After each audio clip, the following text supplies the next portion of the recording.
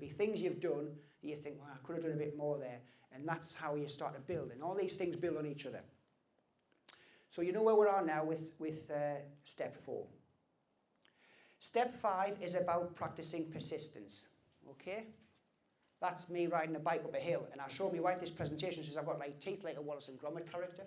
So I look a bit stupid on there. But that's me climbing a particularly steep hill in a bike race. The point there is that as you are going on the journey to become super successful and you're driving your business, you will have to be persistent. Many, many people quit when it gets tough. And as the saying there is, you know, it's almost always too soon to quit. And there's a Japanese proverb I always remember, which is fall down 7 times, get up 8 times. Really, really simple stuff, but you have to look for ways of practicing persistence. Because there will be obstacles, there'll be roadblocks, there'll be considerations. So, you know, if I want my business to deliver this volume of business, this turnover, it'll mean I'm going to work more hours. My wife might not be happy, my husband might not be happy, or I'll have to go away. There'll be all these considerations going on. Or it might be, if I go to this particular level of performance, I'll have to acquire new skills. That might cost me money. There'll be obstacles and things in your way. So what the clever thing to do is to spend a bit of time to list the obstacles that you may face. So thinking about it, I'm here now, I want to be there, what obstacles are likely to come up? And if you spend a little bit of time, these things take a little bit sort of time to start the process. Once you start writing them, then you may end up with a big list. Now that's okay, because once you've identified what the obstacles are, then you can start planning ways of adjusting and how you can get around those and how you can adapt, or whether it is, if you have identified a skills shortage that you're going to need, then you can go and do something about that skills shortage. If you've got an obstacle that's, you know, I need to do this, or I'm going to have to relocate there, I'm going to have to plan that new project, or I'm going to have to launch that new website, at least you know what has to happen to get round these obstacles. Because it's very, very important to list what they are and keep practicing. Has anyone heard of the rule of 5? No? I'm going to change hands because it's quite heavy. Right, the rule of 5. The rule of 5 is where, again, everything builds on the previous steps. So you get to the stage, you know, you've took your responsibility, you know what your purpose is, you've set some goals, you're going to practice persistence. The rule of 5 is to pick 5 things to start with. You could do it weekly. Ideally, you should do it daily. But to start with, you pick 5 things that you absolutely commit to do every week that would advance your business or yourself from where you are now to where you want to be. Now, when you get very good at this with practice, you start doing the rule of 5 on a daily basis. So it might be that I'm going to send 5 letters, I'm going to phone 5 cold calls, I'm going to, I don't know, introduce myself to 5 new people, I'm going to phone 5 venues about speaking in front of them, I'm going to write 5 letters, I'm going to make, you know, I want to send my product to 5 new people every day, or whatever it might be. And what you do is you just pick 5 things and start weekly, and over time get it down to doing it every day.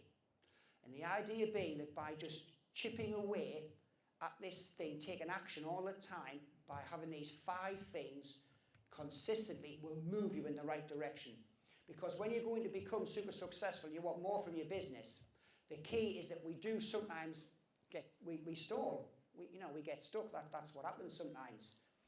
We know where we're going, but we sometimes lose the route, or we don't know which way to take. One thing, incidentally, I do which works very well is the GRIN model, which is have anyone's heard of the GRIN model for goal setting? GRIN stands for goal, reality check, identify the next step. So when you've got the idea being you can GRIN yourself, GRIN your way to success. So what you do is you have your goal, which is the G. Your R is reality check, so where are you now? So I'm wanting to be there, where am I now? And then the I at the end is just identify the next step, because quite often you may be overwhelmed with what you're trying to do, and by identifying a very small next step and just take that step, keeps your feet moving in the right way. So if you get stuck, remember GRIN. So you know what the rule of 5 is. So we've done that. The next step, step 6, is masterminding. How many people are in masterminding groups that meet regular? 1? Anybody else? See, honestly, this is absolutely, it's amazing I've done this now about 5 or 6 times, and there's always 1 to 2 people. Does anyone know what masterminding is? I'm not talking about the program that was on with Magnus Magnuson a few years back. No, do we not know what it is? Right. Masterminding is an absolutely goldmine way of actually developing yourself in your business. It's about getting support to develop your success. Now, what a masterminding is, just checking time. Oh, all right. Right, masterminding. You can get together with 5, possibly 6 people that don't have to be in the same business, they don't have to want the same thing, other than they all want to advance themselves or their business. And what you do is you meet on a regular basis, either in person, by telephone, if it's international, via Skype or whatever, and you each follow a certain process during the meeting, which will last about an hour, each mastermind session. And it's about getting support from these people, and there's a certain process I'll go through with you in a second on what it is. And, you know, if you think back to the mid-30s, Henry Ford, Harvey Firestone, who had the Firestone tyres, and Thomas Edison were a mastermind group. And they would meet regular and each discuss what obstacles, what objectives, what areas they wanted support with. And then just because someone isn't in your line of business, they may have done something similar. So if you want some help with some promotion, they might say, oh, well, I know someone who did mine and that could help you. Masterminding really is something that is, honestly, if people are not doing that, I urge you to think about setting up mastermind groups. It should be between 5 and 6 people. Now, can you read that all right at the back? Is that okay? Because I know it's quite small. Right, so thinking about now, you could probably come up with 4 names, 5 people who you'd like to have in your mastermind group. So you're thinking of people who are going to stretch you. You're thinking of people that have had some level of success, who really want to develop themselves and their businesses. Start by thinking who could be in your mastermind group. The guidelines is that we've got 6 steps there. The first thing is that you start the mastermind with sharing what's good and new. There's a lot of doom and gloom out there. I've got lots of clients, and you know, most of them are actually hitting their targets, doing exactly what we set out to do 3 or 4 months ago. They're actually there now. They're upgrading their cars, they're upgrading their businesses, they've got more clients, they've got more business. There is actually lots of opportunities out there. So you start the call by sharing what's new and good, so what's happening with your business. Step 2 is you negotiate for time. So if you've got, I don't know, 5 or 6 of you on the call and you've got something you really want to talk in a bit more detail, then you may ask if you could have longer to talk than your fair share. So you just get that clear who's, because what you don't want in a mastermind group is one person capitalising all the time, because that doesn't really work. Everyone has to share and get in a lot of time.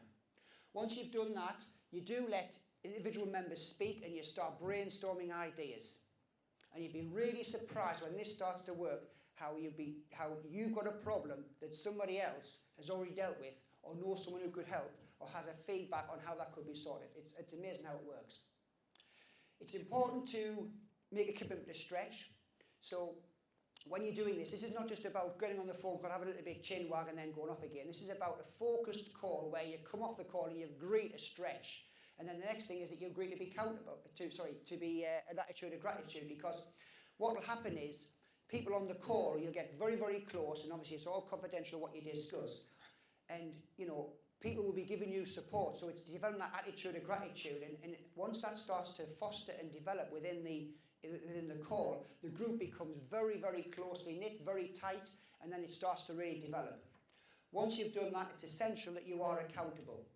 So if there's 5 of you on the call and you've agreed with the 4 other participants that you're going to have a stretch before the next call, which could be in 4 weeks' time or 6 weeks' time, or the meeting, hold yourself accountable, because what you don't want to do is you don't want to be the one that goes on that call in 4 weeks' time and says, I didn't do my actions, I didn't get that done, you know. So once you start getting that sort of accountability in place on the call, that's when things start to happen. But masterminding, really, it's a very, very great tool. If you think about it now, you do probably know people who could be in your mastermind group. I've been in the group for a while now. We're starting a new one. You know, it's a very, very good way of developing your business and holding yourself accountable in a supportive environment. So that's the 6 steps. The 7th step is taking action. How many people here know they would have a better level of success. I'm not going to, you're not going to put your hand up, but I know as well, if you took more action in your business, you would be better than a position where you are now. There's a lot of people have, how many people's got an inbox with 450 emails in it you've never read? How many people have, got that letter that you were going to send to somebody and you just didn't get round to it? How many people are going to plan that new product launch, but you put the date back and then you put the date back? How many people's bought a book to read, think I want to read that book, and they never read it? So everything that I'm talking about here means absolutely nothing unless you start to become action orientated. It is absolutely vital. So thinking about your own development, we're nearly done. Think about your own development, be honest, and think about what stops you from taking action. So why have I not done that? What stopped me from doing that? It might be that there's another part of your job you like better. It might be that you can delegate that task to somebody else or whatever, but find out what stops you from taking action.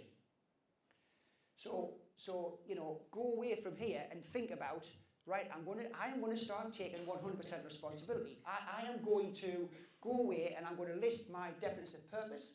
I'm going to set up a system to monitor my goal achieving. I'm going to go away, I'm going to set some goals. I'm going to set, before I go to bed tonight at 11 o'clock or whatever, I will have a stretch goal that I know will command me to work in a very effective manner to achieve that. Once you've done that, take action about, acting as if. So if you've stopped in doing something, you're not acting the way you want to be, or you're going to, do a step change when you become successful, start acting as if now and look for ways to go the extra mile within your business. They'll be there, you might have to find them, but they will be there. And then get the habit of doing that on a consistent basis. Making sure you practice persistence, thinking about the grin model, goal, reality check, and identify the next step, and also the rule of 5. So you pick 5 things you're going to do this week to move your business forward. And when you do that, do set up a mastermind alliance. Think about who you would like to have in your group. You've got to be very careful who you select, and they've got to be accountable, they've got to stretch you, and they've got to raise the game, but you've got to do that. And in conclusion, you've heard all these cheesy sayings, but I thought I'd put a couple up there. Success leaves clues, and a journey of 1,000 miles begins with 1 step. Luckily, anybody that's been successful, you can find out who they are. Ask them. If someone's got a business, that's doing really well in an area that you think you would like to support that with, or if you've seen somebody who's launched a product and you want to launch a product, something different, go and ask them, because success does leave clues. And people often who've been successful, it's only 97 quid for the entire day. During that day, you will go through the processes with other groups of people, and will be lots of exercises during the day, so you will come away knowing what your definite purpose is, setting some goals, you're setting up mastermind alliances, you'll be practicing persistence during the course of the day. It's only £97, you get a workbook to bring away as well, because we want to make sure that we are going the extra mile. So you've got a workbook you bring away with you, so you can review on an ongoing basis.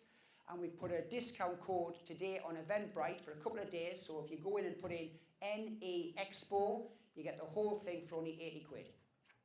So if you're prepared to take action and you want to get some better levels of success, then it's important that you become action orientated. Thanks very much.